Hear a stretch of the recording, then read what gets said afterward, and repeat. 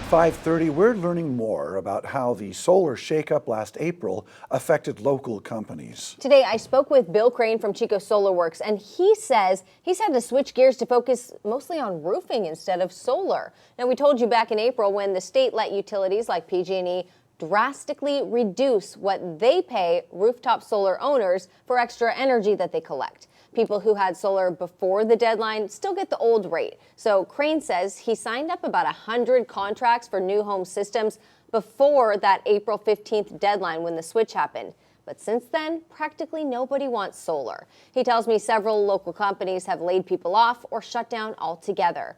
It's happening all across the state. A solar equipment company in Fremont will lay off 350 workers tomorrow.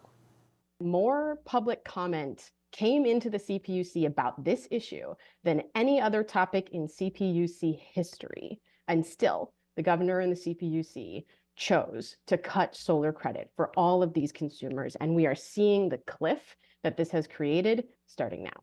For the first part of this year, we were insanely busy, and it was kind of like hell for most of the solar companies to keep up with that amount of demand in such a compressed time frame. That demand after April 15th fell off a cliff.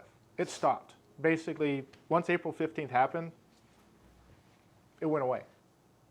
Crane told me that some people have paid for solar under the new payback structure, and rather than rely on selling back to PG&E, they buy a giant battery to store their excess energy in.